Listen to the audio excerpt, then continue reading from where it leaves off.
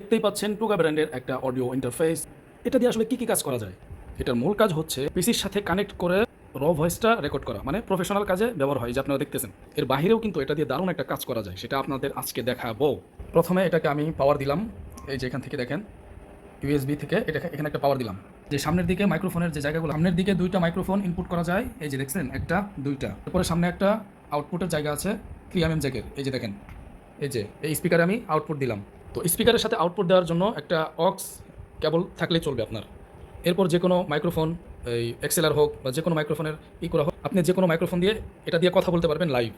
আমি এই মাইক্রোফোনটা কানেক্ট করেছি এটার সাথে, আপনি যে কোনো মাইক্রোফোন কানেক্ট করতে পারবেন, যে কোনো মাইক্রোফোন, বয়া হোক বা যে কোনো মাইক্রোফোন হোক। এখন আমি আপনাদেরকে কথা বলে দেখাবো। কথা বলে দেখাচ্ছি। হ্যালো, শোনাই। Hello, hello, 1 2 3 hello, hello. মানে আপনি কোনো জায়গায় যদি ক্লাস করতে চান তাহলে এটা দিয়েও কথা বলতে পারবেন।